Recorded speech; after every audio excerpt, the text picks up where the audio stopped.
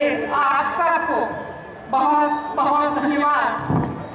हमारे देश की गंगा जामुनी तहजीब की मिसाल आपके अलीगढ़ में आकर मुझे बेहद खुशी होती है। यहाँ के आज़ादी के दीवानों और विद्वानों ने देश का नाम रोशन किया है। आपके यहाँ अलीगढ़ मुस्लिम यूनिवर्सिटी युवा की बेहतरीन तालीम के लिए सिर्फ हिंदुस्तान में ही नहीं बल्कि पूरी दुनिया में मशहूर है। यहाँ के हमारे भाई बहनों ने हमेशा सेक्युलर भारत की नींव मजबूत की है। हमारी इस नींव को कोई ताकत कमजोर न कर सके, इसका ख्याल हमें जरूर रखना है। चुनाव आते हैं तो हर राजनीतिक पार्टी अपनी अपनी बात कहती है। अपनी बात कहने का सबका हक है, लेकिन इस बार कुछ अजीब बातें हो रही। आपने भी सुना होगा कि भाजपा के लोग यह प्रचार कर रहे हैं कि कांग्रेस ने आजादी से लेकर आज तक मुल्क के लिए कुछ भी नहीं किया। शायद वे समझते हैं कि आप लोग नादान हैं जो सच को देख नहीं सकते। सारी दुनिया जानती है कि हमारा देश कितना आगे बढ़ा है, कितनी तरक्की की है। 1947 में हम आजाद हुए। क्या आपको मालूम है कि उस समय औसत उम्र कितनी हुआ करती थी? सिर्फ 32 साल। आज हमारे देश की औसत आयु 70 साल के करीब है। आप भी जरा बताइए मुझे, क्या ये खाने पीने स्वास्थ्य सुविधा पर ध्यान दिए बिना हो गया क्या? आजादी के बाद अनाज की पैदावार होती थी सिर्फ 5 करोड़ टन। आज देश में हर साल 25 करोड़ टन से ज्यादा अनाज पैदा होता है। आप मुझे बताइए, क्या ये खाद बीज सिंचाई पर पूरा ध्यान देने और हरित क्रांति जैसी योजनाओं पर अमल के बिना हो गया है क्या? उस वक्त सिर्फ चंद नहरें सिंचाई के लिए थी और आज 1.5 करोड़ हेक्टेयर से ज्यादा खेतों को लाखों किलोमीटर की नहरें। उस वक्त देश में जितनी बिजली पैदा होती थी, आज उसे 150 गुना अधिक बिजली बनती है। क्या ये बिजली आसमान से आई है क्या? तब देश में कुछ हजार किलोमीटर पक्की सड़कें थी, आज 50 लाख किलोमीटर से भी ज्यादा सड़कें हैं। पहले किसी के पास, कुछ चंद लोगों के पास फोन होता था। आज 94 करोड़ से अधिक लोगों के पास फोन है। महिलाओं की बात अगर हम करें तो उस वक्त सिर्फ 9% लड़कियों की पढ़ाई का मौका मिलता था, जबकि आज 65% लड़कियां साक्षर हैं, पढ़ी लिखी है। उस समय कितनी शिक्षा संस्थाएं थी? बहुत कम। आज देश के कोने कोने में प्राइमरी से लेकर यूनिवर्सिटी, टेक्निकल और मेडिकल शिक्षा संस्थाएं देखने को मिलते हैं। आजादी मिलने के बाद हिंदुस्तान की करीब 2/3 आबादी गरीबी रेखा के नीचे थी और आज यह 1/4 से भी कम हो गई है। इस तरह की उपलब्धियों का सिलसिला लगातार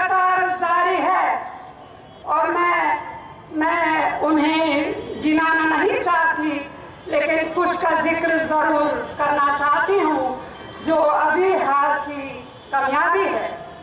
खाद्य सुरक्षा कानून के जरिए करोड़ों लोगों को सस्ते दामों पर अनाज मिल रहा है। कानून के तौर पे भूमि अधिग्रहण का कानून के लिए हमने खूब संघर्ष किया, जिसकी वजह से हमारे किसान भाइयों और दूसरे भाई बहनों की जमीन जो अभी तक जबरन छीन ली जाती थी, अब ऐसा नहीं होगा। कानूनी तौर पर उनकी सहमति और सही मुआवजा देकर ही खरीद लिखी जा सकेगी। उड़ेरी पटरी के जरिए अपना कारोबार करने वालों को कानूनी तौर पर अधिकार दिया है। अब उन्हें पुलिस या प्रशासन के दूसरे विभाग परेशान नहीं कर सकेंगे। माइनॉरिटी सबको मालूम है कि पहली बार हमने एक माइनॉरिटीज के लिए मिनिस्ट्री का स्थापना किया। मौलाना आजाद शिक्षण फाउंडेशन की कॉर्पस को बढ़ाकर 3 गुना किया। माइनॉरिटीज को इतनी आसान शर्तों पर कर्ज मिलने की सुविधा पहले कभी नहीं मिली। वक्त की संपत्तियों को कब्जे और बद इंतजामी से बचाने के लिए हमने अभी हाल में कानून बनाया। सचर कमेटी की सिफारिशों को लागू करने में हमारी सरकार ने काफी सफलता हासिल की है। लेकिन कुछ लोगों की आंखों पर पता नहीं किस रंग का चश्मा लगा है कि उन्हें कुछ अच्छा नहीं दिखाई देता। वे कहते हैं कि हम वैसे की वैसे हैं जैसा अंग्रेजी हुकूमत के समय में थे।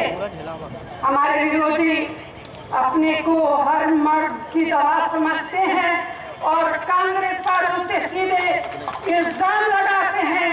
मैं इसे कहना चाहती हूँ कि हाँ यह सही है कि इन 67 वर्षों में 55 साल केंद्र में कांग्रेस की सरकार रही है और मुझे इस पर गर्व है कि आज भारत प्रगति के जिस मुकाम पर खड़ा है उसके पीछे कांग्रेस की मेहनत है, कांग्रेस की कुर्बानियां है, कांग्रेस का नजरिया है। और इस उन्नति के पीछे हमारे करोड़ों देशवासियों की लगन, उनकी मेहनत, उनकी निष्ठा और जज्बा है। भारत की महान जनता ने अगर 15 लोकसभा चुनावों में से कांग्रेस पार्टी को 11 बार चुना है, इसका क्या मतलब है? इसका मतलब है कि लोगों ने कांग्रेस को और उनके कामों के आधार पर वोट दिया है।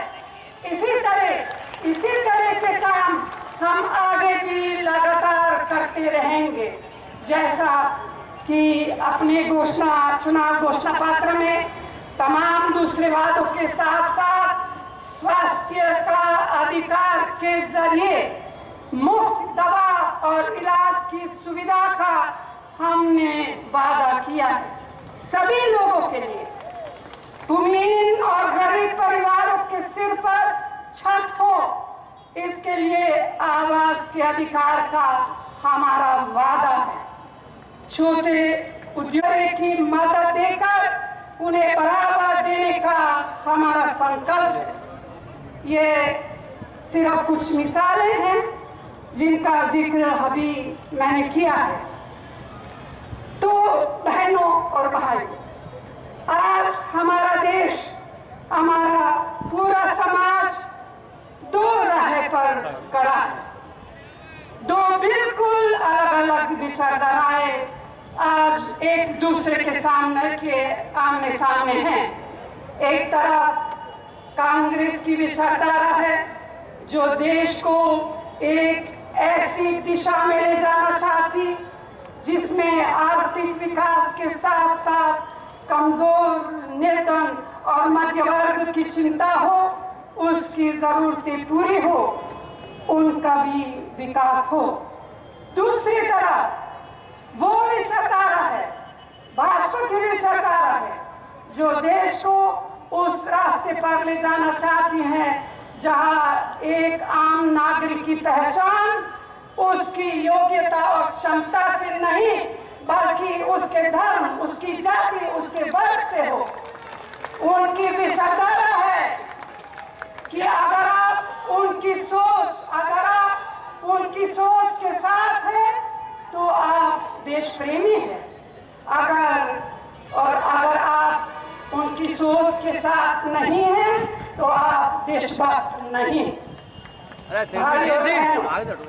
हम इस चुनाव में एक ऐसे भारत के लिए लड़ेंगे जिसमें यह महत्वपूर्ण नहीं है कि हमारा धर्म क्या है, हमारी भाषा कौन सी है, हमारा क्षेत्र क्या है, या फिर हम किस जाति में पैदा हुए। हम ऐसे भारत के लिए लड़ेंगे जो अनेकता में एकता के मूल्य पर विश्वास करता है।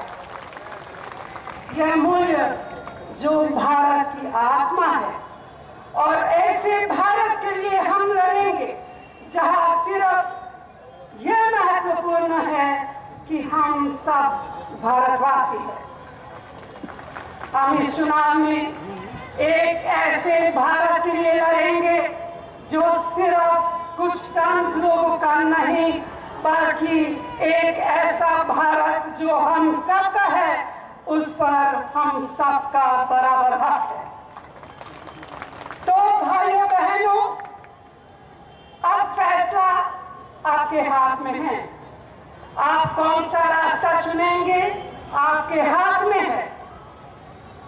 आप पर मेरा पूरा विश्वास और मेरा दिल कहता है कि आप गलत रास्ता नहीं, सही रास्ता कांग्रेस का रास्ता चुनेंगे। इसलिए मेरा आप सभी से अनुरोध है कि चुनाव के दिन अपना एक एक कीमती वोट को देकर हमारे सभी उम्मीदवारों और हमारे सहयोगी अजीत सिंह जी के उम्मीदवारों को भारी बहुमत से जिताए, विजेंद्र सिंह को जिताए, सभी को जिताए। और अंत में इन्हीं शब्दों के साथ मैं आप सभी का शुक्रिया अदा करती हूँ। धन्यवाद। जय हिंद। और आप मेरे साथ जोर से बोलिए जय हिंद, और जोर से जय हिंद, जय हिंद। धन्यवाद।